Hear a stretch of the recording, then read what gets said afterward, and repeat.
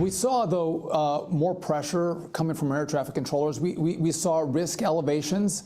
And that's why we took the steps to say, you know what, we're going to, over the next week, we are going to reduce capacity by 10%. We started with 4% a week ago last Saturday. We went to 6% on the following Tuesday. And then we had the government shutdown end. And so we were able to roll those restrictions back. But again, when you see that risk elevation, you have to take action to reduce it. And to get us back to normal, I think, is critical. And we're looking forward to the Thanksgiving travel season. And again, maybe we say this every year, but we are going to have the busiest Thanksgiving travel season ever. We do need to modernize our airspace because our airspace only gets busier, which is why it's so important to build this brand new air traffic control system.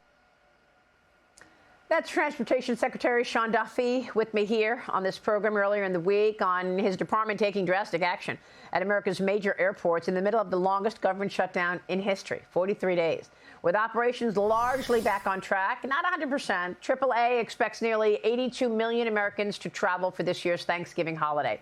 Over 73 million by car, 6 million more taking to the skies. Joining me now is the Vice President of Global Public Relations at Virtuoso, Misty Belles, is back with us. Misty, good to see you. Thank you. Thanks for joining us. What are your expectations? What will travel be like next week for Thanksgiving? Oh, it's going to be busy, that is for sure. Airports are going to be crowded, lines are going to be longer, so everyone's just going to need to take their patience pills and get ready to travel. Oh, it's expected to be one of the busiest travel seasons ever, actually. Virtuoso reporting a 20% increase in bookings and a 36% increase in sales compared to last Thanksgiving. You're also projecting a huge jump in both bookings and sales over the Christmas holidays as well. So talk to us about that. I know that top holiday season destinations include New York City, London, Paris, Mexico, and Palm Beach. What's causing this rise in travel, and what can you tell us about these destinations? Yeah, well, everyone is flocking to cities and sun. Those are the two key areas. And, you know, people are excited to get away. The sun absolutely makes sense as temperatures drop. People tend to head to the warmer weather. And we actually see that even more so when we get to Christmas week, where they are, the key destinations are almost entirely islands or in Mexico. But, you know, the nice thing about some of those international destinations is that those flights are less likely to get canceled or even delayed. So if you are flying internationally, you should be in a good position there. No, I like that. So in other words, it's the short haul flights, New York, Florida, or Boston, you know, Texas, or those kinds of flights that are actually perhaps, you know, vulnerable to delays, but not the international longer flights. That is correct. The domestic flights tend to be a little more susceptible to some of the airline delays.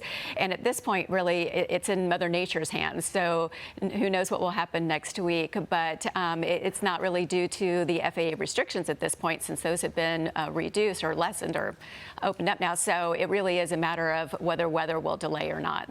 Makes sense. Let me bring the panel in. Caroline, are you planning to travel for the holiday? So I'm actually not this Thanksgiving, mainly because I was going to save that big trip for Christmas, because like you mentioned, Florida is where I grew up, and that's the biggest travel hub, and I anticipated that there would be a lot of traffic, maybe some bottlenecks, so Palm Beach specifically. But it's just that main corridor from New York City to Florida, it seems to be increasingly more traveled, especially because DeSantis keeps making it a very hospitable place to visit and to live in. But that's my plan. Yeah, and Mark, what about you? It's true. I mean, all of a sudden, you know, Palm Beach has become real popular. I wonder why. A little more freedom there. Yes, yeah. I am. We are going to help to pad these stats. We are planning on going to Mexico the week of Thanksgiving, get a little bit of sun in there. But Misty, question for you. I'm wondering if you're seeing more demand from like high-end travel, from higher income consumers, because what we've seen happening out of at least airline earnings is we've seen that a lot of their profits are coming from premium seating, like first class or even economy plus, but also international travel, which tends to kind of be more of those higher income consumers. Is that what you're seeing?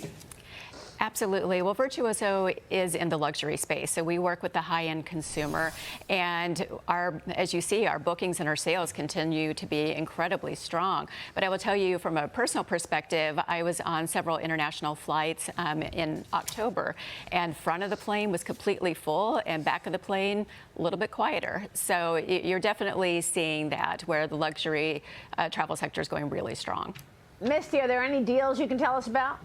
You know, there are some deals to be had, especially in the U.S. over the holiday period, because overall, CoStar, who tracks these things, is showing that hotel rates are down just a little bit. So some of the places to look to would be Las Vegas, Nashville.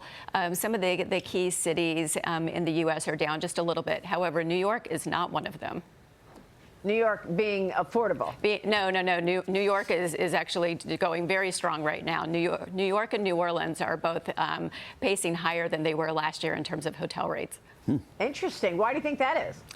Well, I think New Orleans is always popular, so I think they draw a big crowd. But New York is too, especially during the holiday period. It's so fun and festive here, so it's definitely on people's wish list to visit. Yeah, no, it makes a lot of sense. But, you know, the buzzword now in Washington is about affordability. So that's why I'm asking you for deals and what you think are the most affordable places, even though you're telling me that the high end is really the bulk of the travel.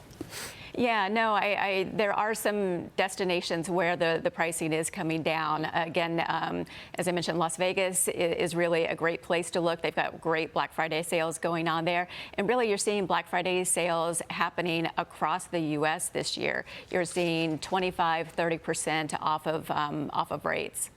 All right, we will leave it there. Misty, thanks for the info. Good to see you. Thank you. Misty Belles joining us from Virtuoso.